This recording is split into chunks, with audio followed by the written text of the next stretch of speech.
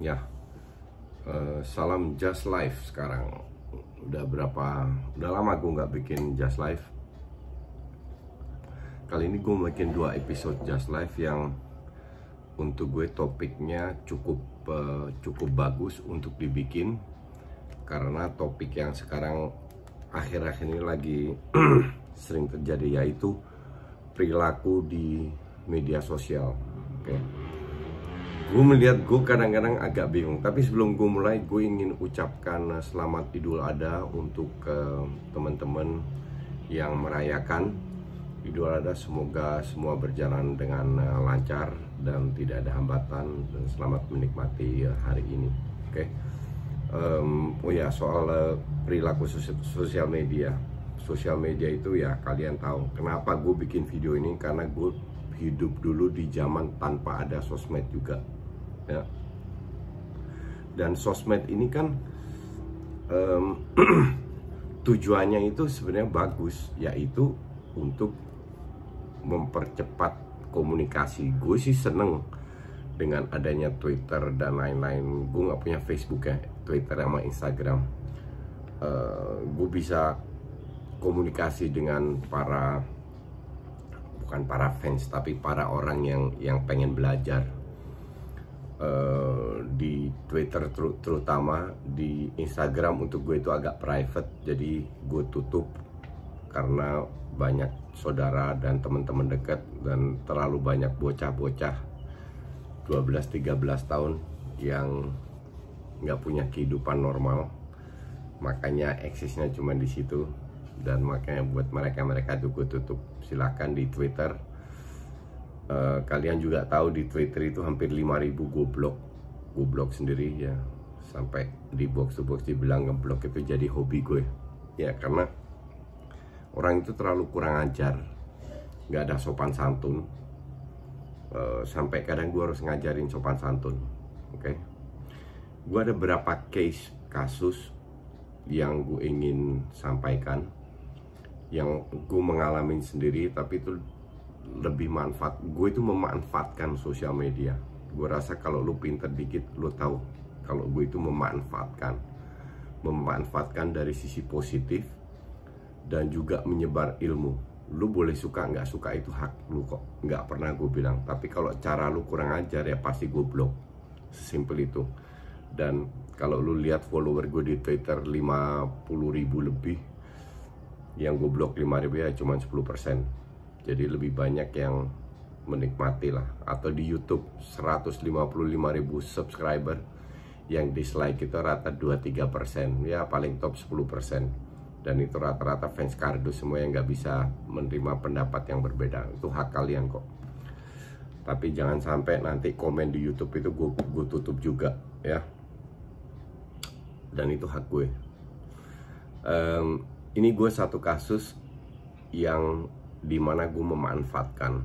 Jadi gue pernah mau liburan ke Amerika.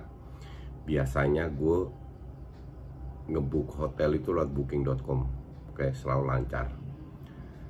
Sekarang gue book lewat perusahaan lokal, gue nggak mau sebut namanya. Oke.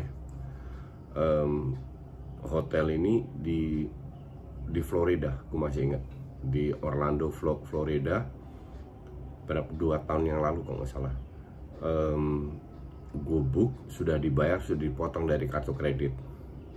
Nggak tahu kenapa, karena ini perusahaan lokal, kita mau tes aja, karena lewat booking.com selalu lancar, nggak pernah ada masalah. Gue dimanapun gue pergi, ke Eropa, ke Amerika, selalu pakai booking.com, ke Singapura, dan selalu nggak pernah ada masalah.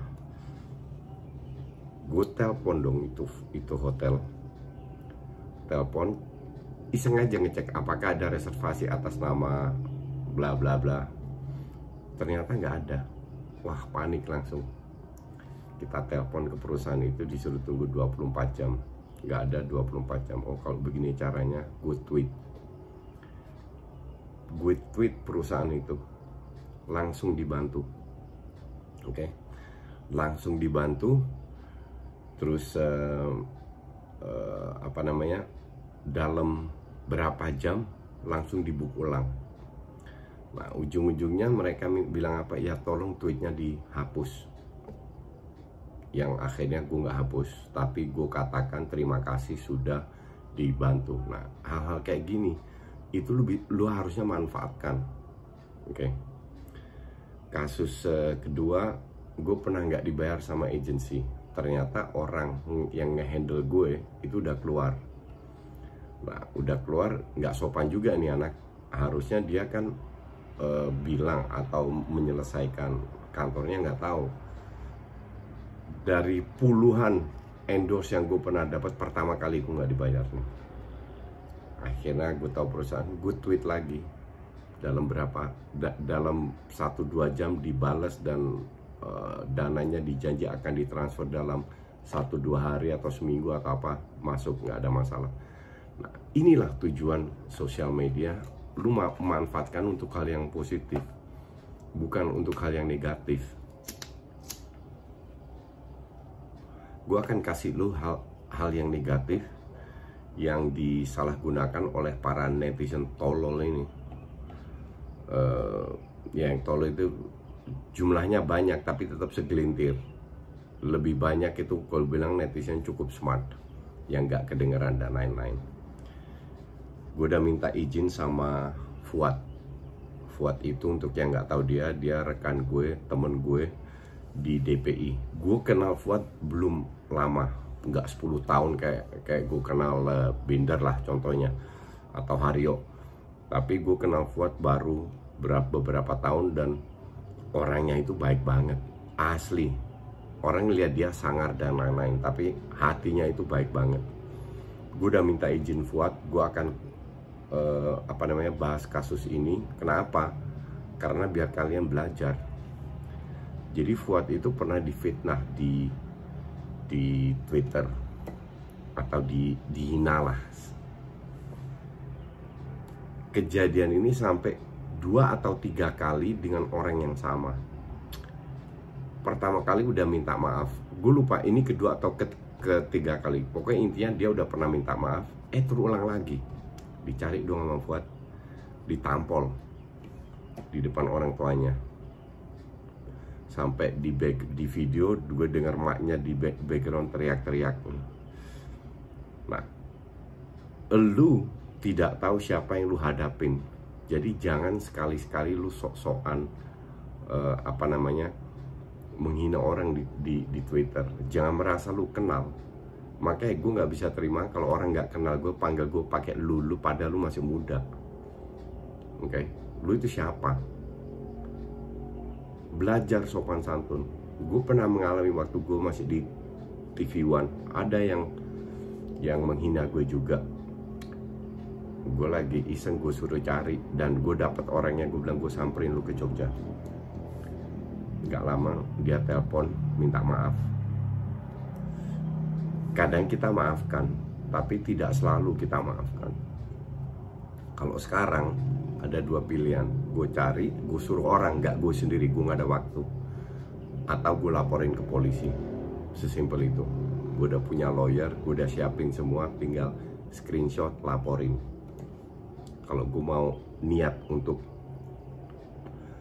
ngehajar ya. Tapi kejadian lagi nggak lama, baru-baru sama Fuad juga langsung minta maaf juga, sampai akunnya ditutup. Kalian tuh punya otak atau nggak sih? Kadang orang-orang kayak gitu heran gue. Fuad itu kalau marah nggak macem-macem. Kalau dia bilang dicari, bener-bener dicari. Sampai ada yang di Palembang dicari, dia dapet. Oke, sekarang tujuan lu apa buat menghina? Lu punya kehidupan nggak sebenarnya? Syukur lu kalau cuman dicari doang. Kasus kedua Pange baru terjadi, dihina, difitnah ranahnya, padahal dia nggak pernah melakukan itu. Jadi Pange itu korban. Gue nggak sempet bahas sama dia, gue nggak ketemu dia, tapi gue sangat kenal Pange, gue sangat tahu karakternya Pange. Pange itu nggak akan musik lu, 1.000.000% gue yakin. Tiba-tiba dia yang jadi korban, dia ngomongin, tapi dia yang harus memberi klarifikasi. Udah bersyukur lu Pange cuma beri klarifikasi. Kalau gue akan laporkan ke polisi pencemaran nama baik. Namanya di Twitter disebut, bahwa dia melakukan hal yang tidak senonoh dengan cewek lah, gue nggak tahu siapa itu, sampai Pange mengeluarkan statement bahwa dia tidak kenal cewek itu, dia tidak melakukan seperti yang dituduh. Itu kan udah gila itu. Lu beruntung Pange masih baik. Kalau gue definitely gue laporkan, karena ini akan menyentuh keluarga. Seperti yang Fuad bilang, pada saat tidak ada sara menyentuh keluarga masih bisa dibahas, tapi kalau udah menghina atau apa-apa, sekarang lah, kalau gue sih gue laporin, dan gue tidak akan maafkan kalau terulang sama gue. Makanya beruntung itu cewek yang memfitnah Pange nggak dilaporin ke polisi. Kalau gue sih gue laporin, karena ini udah keterlaluan. Terus kasus lain gue pernah baca, ibu-ibu, gue lupa berapa bulan yang lalu, ibu-ibu ngutang itu kan perdata, bukan pidana. Katanya ibunya nggak mau bayar, terus diposting di Instagram. Ibunya yang memposting, yang mengutang itu ditangkap. Netizen komen, yang ngutang siapa, yang ditangkap siapa. Salah lu ngutang mau nggak mau, kalau lu tidak suka, lu bisa panggil lawyer atau apa dan ikutin ranah yang jalan. Bukan lu jelekan itu orang yang ngutang di sosmed. Ditangkap wajar, gue setuju banget itu orang ditangkap. Gak bisa lu menjelek-jelekan orang seenak jidat tanpa tahu di sosmed. Dan gue bilang undang-undang ITE ya, itu top banget, dan bahkan harus diperketat lagi. Kalau bisa semua yang menghina yang apa ditangkap aja. Gak ada hubungan dengan demokrasi, dimana-mana pun terjadi. Ini sama sekali tidak ada hubungan dengan bebas berbicara atau apa. Nggak ada dalam satu negara ada undang-undangnya lu bebas memfitnah, nggak ada itu. Oke? Jadi semua pun bisa dilaporkan. Makanya kalian harus memanfaatkan ini dengan hal yang sangat positif.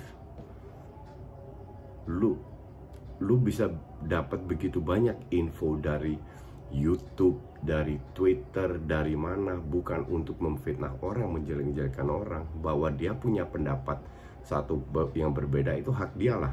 Lu siapa mau merasa pendapat lu paling benar? Kedua, lu tidak tahu dia itu siapa.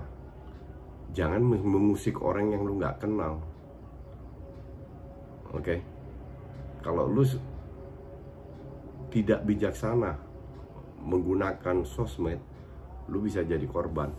Dan pada saat itu mungkin lu telat, oh ya harusnya gue dengar videonya Coach Justin. Inilah tujuan gue memberi lu saran bahwa sosmed itu dimanfaatkan seperti info.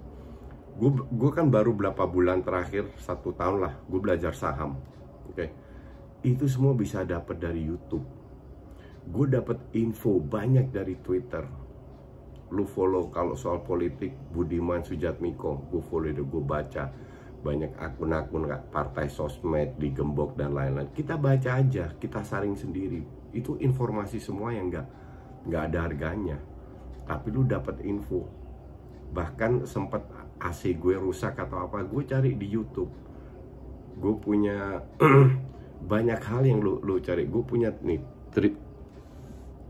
tripod yang cukup mahal, gue nggak tahu cara pakainya gimana, gue cari di YouTube, semua ada. Jadi lu harus memanfaatkan sosmed, entah itu igawan, demi kepentingan ilmu lu, memperkaya diri lu sendiri, bukan untuk menghujat orang, bukan untuk menghina orang. Kasihan banget orang kayak lu. Kita dulu juga pernah muda, tapi kita tahu aturan koridor sopan santun itu di mana, seperti apa. Nggak kayak banci ngoceh-ngoceh cuman bisanya di sosmed. Ya, jadi kalau lu sebelum melakukan, semoga lu dengerin saran ini biar tidak terulang lagi. Karena kalau lu merasa diri lu sok hebat, sok jago, ya siapa tahu lu ntar sekali-kali ditangkap sama polisi. Thanks for watching.